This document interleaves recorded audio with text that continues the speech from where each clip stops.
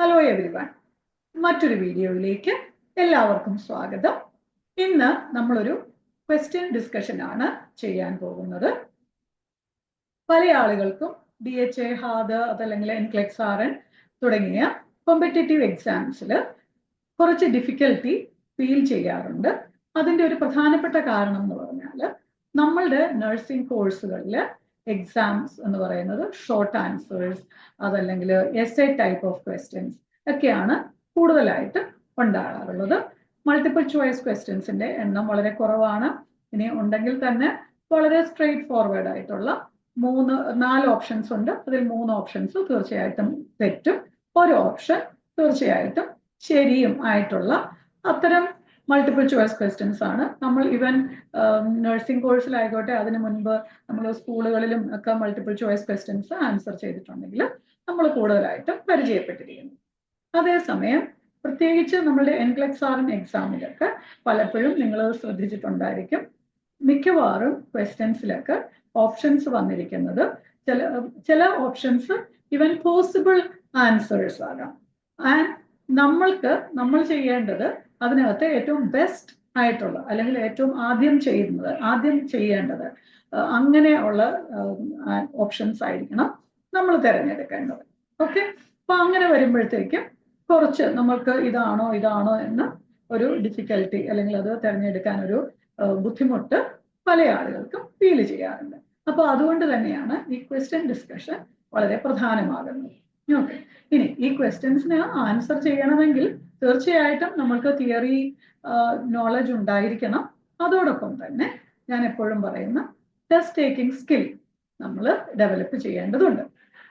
അപ്പൊ അതുകൊണ്ടാണ് ഞാനിങ്ങനെ ഇടയ്ക്കിടയ്ക്കെല്ലാം ഓരോ ക്വസ്റ്റ്യൻസ് ഡിസ്കസ് ചെയ്യുന്നതും അതിനെപ്പറ്റി കുറച്ച് ഡീറ്റെയിൽഡ് ആയിട്ട് പല കാര്യങ്ങളും പറയുന്നത്. ഓക്കെ, ഇനി നമുക്ക് ക്വസ്റ്റ്യനിലേക്ക് പോകാം. ഇന്നത്തെ ക്വസ്റ്റ്യൻ ചൈൽഡ് ഹെൽത്ത് നഴ്സിംഗുമായിട്ട് റിലേറ്റഡ് ആണ്. അതിനകത്ത് തന്നെ ഒരു ബേസിലാർ സ്കൾ ഫ്രാക്ചർ അതല്ലെങ്കിൽ നമുക്ക് പറയാം അതൊരു ന്യൂറോളജി റിലേറ്റഡ് ആയിട്ടുള്ള ഒരു ക്വസ്റ്റ്യൻ ആണ്. എന്തായാലും നമുക്ക് ക്വസ്റ്റ്യൻ വായിക്കാം.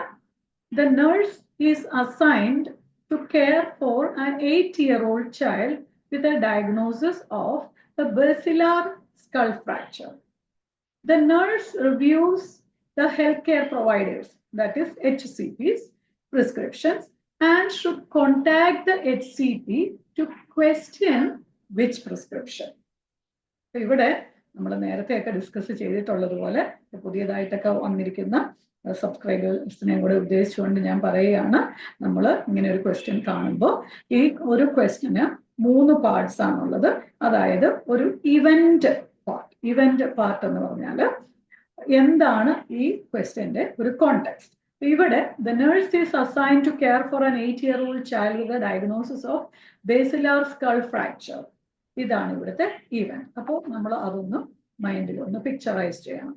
പിന്നെ ഇതിന്റെ ക്വസ്റ്റ്യൻ പാർട്ട് എന്ന് പറയുന്നത് the nurse reviews the healthcare providers prescriptions. അപ്പോൾ നഴ്സ് പേഷ്യന്റിന് വേണ്ടിയിട്ടുള്ള ഹെൽത്ത് കെയർ പ്രൊവൈഡർ HCP എന്നൊക്കെ പറയുന്നത് ഡോക്ടർ എന്നെയാണ് ഉദ്ദേശിക്കുന്നത്. ആ ഹെൽത്ത് കെയർ പ്രൊവൈഡർ ചില പ്രിസ്ക്രിപ്ഷൻസ് ഒക്കെ കൊടുത്തിട്ടുണ്ട്. അതിനകത്ത് ഏത് പ്രിസ്ക്രിപ്ഷൻ ആണ് നമ്മൾ നഴ്സ് ക്വസ്റ്റ്യൻ ചെയ്യേണ്ടത്, അല്ലെങ്കിൽ ക്വസ്റ്റ്യൻ ചെയ്യാന്ന് വെച്ചാൽ why this prescription is given, അല്ലെങ്കിൽ അവിടെ ഉദ്ദേശിക്കുന്നത് അവിടെ എന്തോ ഒരു കുഴപ്പം ഉണ്ട്, ഒരു പ്രിസ്ക്രിപ്ഷനിൽ എന്തോ ഒരു കുഴപ്പമുണ്ട്, അതല്ലെങ്കിൽ അത് ചെയ്യരുതാത്തതാണ്, ചെയ്യാൻ പാടില്ലാത്തതാണ്.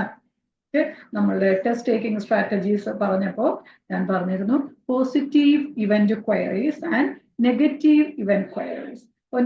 ഇത് ഒരു നെഗറ്റീവ് ഇവന്റ് ക്വയറിയാണ് എന്ന് പറഞ്ഞാൽ ഈ താഴെ പറയുന്ന ഓപ്ഷൻസിൽ അല്ലെങ്കിൽ താഴെ പറയുന്ന പ്രിസ്ക്രിപ്ഷൻസിൽ നഴ്സ് ചെയ്യാൻ പാടില്ലാത്തത് ഏത് എന്നാണ് ഇവിടുത്തെ ചോദ്യം. ഓക്കെ, ഇനി നമ്മൾ ഓപ്ഷൻസിലേക്ക് പോകാം. Number 1 suction as needed. Number 2 obtain daily weight. Number 3 provide clear liquid intake. Number 4 maintain a patent intravenous lab. അപ്പൊ ഇതിനകത്ത് നമ്മൾ ഓരോന്നിലൂടെ കടന്നു പോവുകയാണെങ്കിൽ നമ്മളുടെ ABC ഓർഡർ അനുസരിച്ചും ഒക്കെ നോക്കുകയാണെങ്കിൽ സക്ഷൻ ആസ് നീഡഡ് എന്ന് പറയുന്നത് മെയിൻറ്റെയിനിങ് എ പേറ്റന്റ് എയർവേ ഇതുമായിട്ട് റിലേറ്റഡ് ആയിട്ടുള്ള ഒരു ഓപ്ഷൻ ആണ്. അപ്പോൾ കാഴ്ചയിൽ വളരെ പ്രധാനപ്പെട്ടതായിട്ട് അല്ലെങ്കിൽ ചെയ്യേണ്ടതാണ് എന്ന് നമുക്ക് തോന്നാം. പക്ഷെ അത് ഈ കോണ്ടെക്സ്റ്റിൽ കുറച്ച് അപകടകാരിയാണ്. അതിലേക്ക് നമ്മൾക്ക് വരാം. എനിവേ അതിനെ നമുക്ക് അവിടെ ഒന്ന് നിർത്താം. അതിനെ തീർത്തും കളയണ്ട, എടുക്കുകയും വേണ്ട. രണ്ടാമത്തത് obtain daily weight. Daily weight പ്രത്യേകിച്ച് പീഡിയാട്രിക്സിൽ വളരെ പ്രധാനപ്പെട്ട ഒരു കാര്യം തന്നെയാണ്. ഡെയിലി വെയിറ്റ് ചെക്ക് ചെയ്യുന്നതിൽ പ്രത്യേകിച്ച് വലിയ കുഴപ്പങ്ങളൊന്നുമില്ല. പിന്നെ ഡെയിലി മോണിറ്ററിങ്, വെയിറ്റ് മോണിറ്ററിങ് ഒരു പ്രധാനപ്പെട്ട ഫാക്ടറാണ്. പിന്നെ അടുത്തത് പ്രൊവൈഡ് ക്ലിയർ ലിക്വിഡ് ഇൻടേക്ക്. ഇവിടെ പേഷ്യന്റിന് കുടിക്കുന്ന കാര്യത്തിൽ അല്ലെങ്കിൽ ഭക്ഷണത്തിന്റെ കാര്യത്തെ പറ്റി ഒന്നും പ്രത്യേകിച്ച് പറഞ്ഞിട്ടില്ല. ക്ലിയർ ലിക്വിഡ് ഇൻടേക്ക് സാധാരണഗതിയിൽ നമ്മൾ ഒരു സ്കൾ ഫ്രാക്ചർ ഒക്കെ ഉള്ള ഒരു പേഷ്യന്റിന് ഓറൽ ഇൻടേക്ക് അനുവദനീയമാണെങ്കിൽ ചിലപ്പോൾ NPO-യിലായിരിക്കും. അതല്ലെങ്കിൽ ഇപ്പൊ NPO-യിലാണെങ്കിൽ എന്താണെങ്കിലും ഒരു പ്രിസ്ക്രിപ്ഷൻ അങ്ങനെ എഴുതത്തില്ല. അപ്പോൾ NPO അല്ല എന്ന് നമുക്ക് അനുമാനിക്കാം. അവിടെ ക്ലിയർ ലിക്വിഡ് ഇൻടേക്ക്, അവിടെ ഒരു അല്ലാത്ത നോർമൽ ഡയറ്റ് അല്ല പറഞ്ഞിരിക്കുന്നത്, ക്ലിയർ ലിക്വിഡ് ഡയറ്റ് ഇൻടേക്ക് ആണ് പറഞ്ഞിരിക്കുന്നത്. നാലാമത്തെ ഓപ്ഷൻ എന്ന് പറയുന്നത് maintain A patent intravenous line. അത് വളരെ അത്യാവശ്യമുള്ളൊരു കാര്യം തന്നെയാണ്. അപ്പൊ അതുകൊണ്ട് എന്തായാലും അത് ഉത്തരം അല്ല. അപ്പൊ അത് വളരെ അത്യാവശ്യമുള്ള ഒരു കാര്യമായതുകൊണ്ട് തന്നെ നമുക്ക് അത് വേണം, അത് വേണ്ടതാണ്. അപ്പൊ അതുകൊണ്ട് നമുക്ക് അതിനെ ഇവിടെ നമുക്ക് അവോയ്ഡ് ചെയ്യാം. ഓക്കെ. പിന്നെ നമുക്ക് വീണ്ടും ഇവിടെ വരുമ്പോൾ നമ്മൾ നേരത്തെ ഓൾറെഡി പറഞ്ഞു, ഡെയിലി വെയിറ്റ് എടുക്കുന്നതിന് കുഴപ്പമില്ല, അതിനകത്ത് വേറെ പ്രോബ്ലം ഒന്നും ഉള്ളതായിട്ട് കാണുന്നില്ല. അപ്പൊ അതുകൊണ്ട് അതും അല്ല. പിന്നെ ക്ലിയർ ലിക്വിഡ് ഇൻടേക്ക് പ്രൊവൈഡ് ചെയ്യുക, അത് ഞാൻ പറഞ്ഞു. നമ്മൾ സാധാരണഗതിയിൽ അത് ഒന്നുകിൽ NPO-യിലായിരിക്കും, അതല്ലെങ്കിൽ പിന്നെ ക്ലിയർ ലിക്വിഡ് ഡയറ്റിലേക്കൊക്കെ പോകാവുന്നതാണ്. ഇവിടെ ഇത് സത്യം പറഞ്ഞാൽ ഒരു ടെസ്റ്റ് ടേക്കിംഗ് സ്കിൽ എന്നതിനേക്കാൾ നമ്മളുടെ ഒരു തിയറി നോളജ് നമുക്കിവിടെ ഉപയോഗിക്കേണ്ടതാണ്. ഇവിടെ ബേസിലാർ സ്കൾ ഫ്രാക്ചർ എന്ന് വെച്ചാൽ സ്കളിന്റെ ബേസ് ഓഫ് ദ സ്കൾ. അവിടെ രണ്ട് ബോൺസ് ആണുള്ളത്, ethmoid bone and sphenoid bone. അങ്ങനെ രണ്ട് ബോൺസ് ഉണ്ട്. ഈ ബേസിലാർ സ്കൾ ഫ്രാക്ചർ ഉണ്ടായ ഒരു പേഷ്യന്റിന് നമ്മൾ സക്ഷൻ ചെയ്യുമ്പോൾ ഈ സക്ഷൻ എക്യുപ്മെന്റ് ഈ സ്കളിനകത്തേക്ക് പോകാനും ചിലപ്പോൾ CSF നമ്മൾ ആസ്പിറേറ്റ് ചെയ്യാനൊക്കെയുള്ള ഒരു സാധ്യതയുണ്ട്. അത് മാത്രമല്ല CSF ആസ്പിറേറ്റ് ചെയ്യാൻ, അപ്പോൾ അതൊരു വളരെ പ്രധാനപ്പെട്ട ഒരു പോയിന്റ്. അത് കൂടാതെ അവിടെ ഇൻഫെക്ഷൻ ഒക്കെ ഉണ്ടാകാനുള്ള സാധ്യതയും കൂടുതലാണ്. അപ്പോൾ ഓർത്തിരിക്കേണ്ട വളരെ പ്രധാനപ്പെട്ട ഒരു പോയിന്റ്. ഓക്കെ, NCLEX-RN ടിപ്പ് അല്ലെങ്കിൽ നമ്മളുടെ DHA അത് അങ്ങനെയുള്ള ഏത് ടെസ്റ്റുകളാണേലും അതിന്റെ ഒരു പ്രധാനപ്പെട്ട ടിപ്പ് എന്ന് പറഞ്ഞാൽ ഒരു ബേസിലാർ സ്കൾ ഫ്രാക്ചർ, അതാണ് സ്പെസിഫിക് ആയിട്ട് പറയുന്നത്. ബേസിലാർ സ്കൾ ഫ്രാക്ചർ ഉള്ള ഒരു പേഷ്യന്റിന് എപ്പോഴും CSF ആസ്പിറേഷൻ ഉണ്ടാകാനുള്ള, CSF ലീക്കേജ് ഉണ്ടാകാനുള്ള ഒരു സാധ്യതയൊക്കെ ഉണ്ട്.